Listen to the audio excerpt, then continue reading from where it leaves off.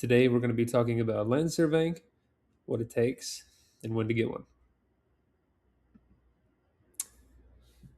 First of all, what does our firm do? Our firm surveys and measures land, creates subdivisions, and assists engineers with site plans and construction stakeouts. How we do it? We take the deeds and recorded plats of your property and draw up the description for your meets and bounds. 3. Why we do it? As property changes hands, there is possible error for each deed or plat. We look for errors to ensure that the survey is correct and accurate.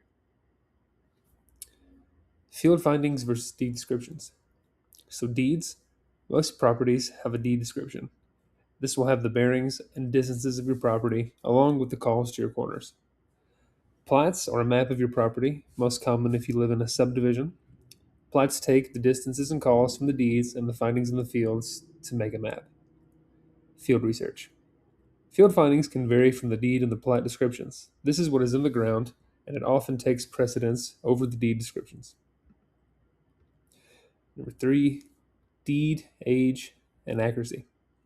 So the bottom left, I have an example of what a deed may look like. This one's a quitclaim deed.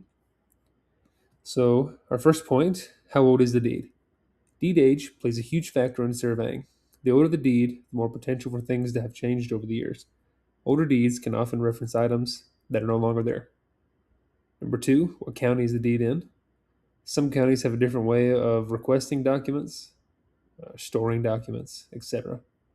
Some counties have a website that they set up to gather all documents regarding your property. 3D language.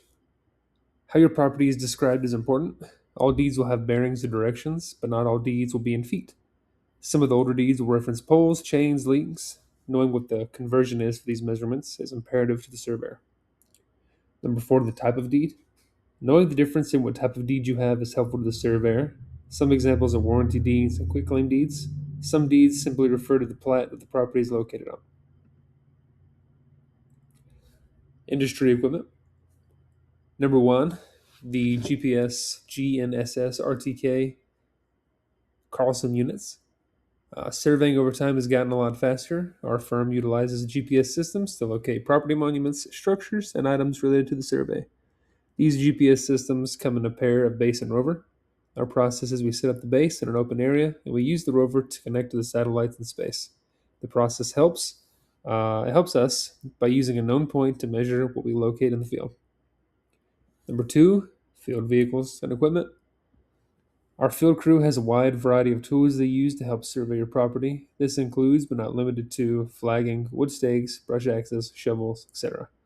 And to get all these at the job site, we take one of our red Chapdelaine Jeeps. Number 3, total stations and robot units. Total stations utilize a laser system and a prism. You are able to shoot the laser onto tight edges and areas that you can't get to with GPS due to the satellites not fixing or getting bad service. This is referred to as pulsing. Another way is having your rod man take the rod with the prism, walk over to the area that you want to locate, and then pulse the laser that way. Both of these instances, you'll have a control and a backside. So first steps to getting a survey is number 1, you're going to contact our office. Our firm has a dedicated field crew ready to help you get started on your project. Our office is fully staffed and eager to hear all about your plans and ideas. 2, once we get all the information from you, we're going to start pulling your documents. Our intake team immediately begins pulling your property info to gather all the information needed and to give you a fair and honest quote, and to inform you of county zoning info and requirements for your lot. Many different counties and ordinances will have stipulations on what you can and can't do with your property. Our intake team is very versed and has gathered many years of information. So coming to us, we're going to be able to get you the best information needed in order not to slow down your project so that you get it right the first time. Number 3, lastly, we're going to send your quote. Once the intake team has gathered all the info, they're going to reach out to you via email and follow up with a phone call to present your quote to you. This is one of our intake reps, Kathy, on Halloween last year. So drafting your property. Once we have an accepted quote from you, we're going to start drafting up the deed to your property. the bottom left there, you can see an example of one of our stakeout sheets for the subdivision that we were staking. Our drafting department starts by drafting up your property and the surrounding properties. In this stage, we only take what the deed or the plat exactly says, and then we take all the drafts and fit them together. We utilize AutoCAD and Carlson software to ensure accuracy and scale. We use tax maps to take a look and see general property outlines. Many times the tax map is super inaccurate. It has a lot of errors in it. Um, there's not a great basis for accurate property lot descriptions. So what we do use the tax maps for is if a lot of the tracks are all built pretty much the same, you want to pay attention to those lot numbers. The lot numbers are going to help you make sure that your property that you've drafted is actually in sequential order. So that's what the tax map is used for. Number two, reviewing. Once the deeds have been drafted, we do a review to make sure we have all the information ready for the field crew. Once we are confident in this review, we're going to send the draft over to the surveyor for the final say on if the deed needs more information. Surveyor's confirmation. The surveyor is the only one who can say yes or no on whether the stakeout sheet is ready for the field crew. The surveyor might want to take another look at the deeds or ask for additional drafting around or on the subject property. This can happen if the deed is really old, like it's in poles, and it doesn't close, meaning that each corner doesn't have a line going through it. Also, if there's a deed overlap, which means two deeds are sitting right on top of each other, or even a deed gap, the surveyor may want to go back to an older deed or pull something else to make sure that we have the most accurate data for our field crew. Number four is ready for the field. Once the surveyor has confirmed the stakeout sheet and is comfortable with the draft, the drafters will get the data and the maps ready for the field crew. Field work. A lot goes into field work. Sometimes you'll go out there and you'll see a lot of things. Sometimes you go out there and you won't be able to locate anything and have to call back in the office and locate some of the road or have the surveyor work out some information. Regardless, the first thing we're going to do is do monument location. Our crews locate all property monuments on the stakeout sheet to measure the metes and bounds of the property we are surveying. These monuments can be iron rebar, concrete pillars, trees, or etc. Sometimes the field crew has to work extra hard to get to the property corners so that we can locate them. You'll see in that picture on number one that I have there, that iron pipe. That is what we are going with for this property corner. It's behind two fences, bamboo, poison ivy, and a bunch of other stuff. And we're using that pink flagging to say, hey, this is where your property corner is and what we believe to be your property corner. Number two, sometimes you go out there and find some really cool things. So this is two of our employees, May and Hunter. They were out there on a boundary job and they found these awesome view sheds.